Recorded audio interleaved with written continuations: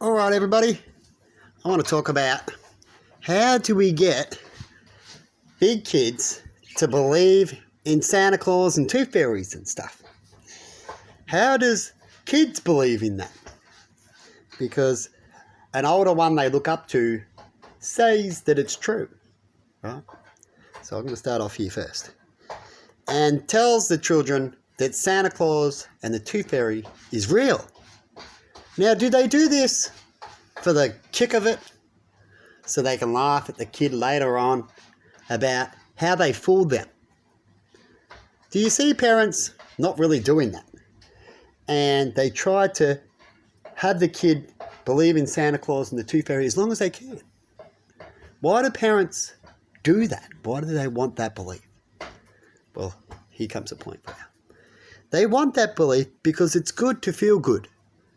It helps them become good. It's a little bit like a religion for the kids, you see. But once they find out the truth, it doesn't work anymore. In fact, when they find out the truth, it can backfire in certain ways. That's why some parents tell their kids as soon as possible. They don't let it drag. Definitely the kid's talking about that it could be fake, and other people are mentioning that. It's a good time for the parent to go, all right, you got me. I'm not going to let it drag. And some parents let it drag. And they can have a bigger fallouts. Or not. It depends on how they're educated and see it. And how you bring it across to the child. When they find out that Santa Claus and the tooth fairy and monsters under your bed aren't true. Right? And then what makes... And it's good for the economy and all the rest I've talked about when it comes to Christmas and Easter. Easter has the bunny as well as a religion story. Right? And when it comes to the religion stories, it's the same thing. Right? People believe in religion until they get their perspective or a truth, right, of what they're being told is not true, as it's been. Here's some evidence on how I tell you it's not true, right? As kids will talk about when they find evidence about Santa Claus, then they stay up all night to get even more evidence, which is what humans do when they get older with technology and their wisdom to find out more information. And so it's good, in a way, to have religion, isn't it? As I said for the kid, it's good in a way and it's not. It depends on how it's presented. And in some ways it can turn out good, in some ways it doesn't. And they have good life why they believe it is true, right? And it's the same when it comes to religion. Religions are based on stories. Humans talk about stories all the time. We talk about stuff. We pass on knowledge, just like it talks about in the Bible that it was written 500 years later, some stories, as they couldn't be spoken about at certain times, as they say in that story. If you keep reading all these stories, because sometimes if you watch an hour of a 3-hour movie, you might think you've seen enough, or you know enough, but you don't really, right? Sometimes you don't know until the end of that 3-hour movie. The information, you need to put it all together the last 10 minutes. And you go, oh, there's the tricks there was that, and there was this. Right? And so when it comes to these stories can always be true. You can always have hope that they were true. Have hope that stories may come again, right? And these stories were true to help when they come again to talk about what we thought was true. But if you believe that it's just stories, you try to push and shove like Santa Claus and the tooth fairy to the children when you know it's not, right? Then what will you get? What outcomes do you get?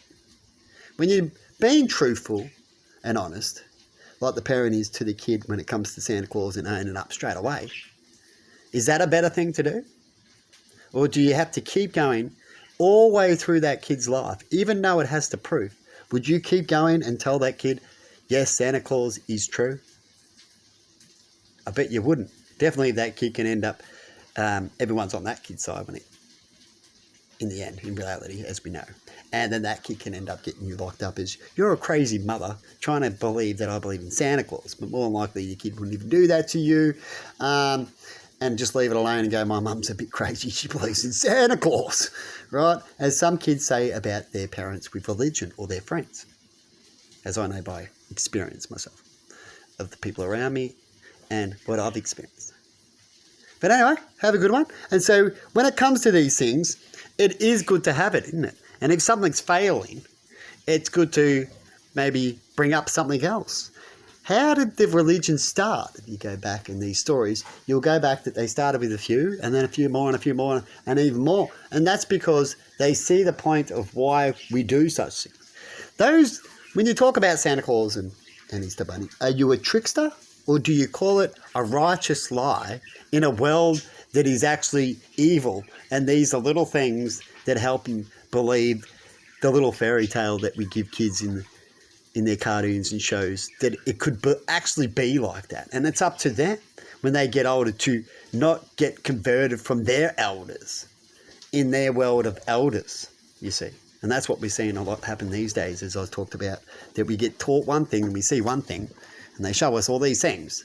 But then when we get in the real world, they go, you're in the real world now, so what did you teach me all that?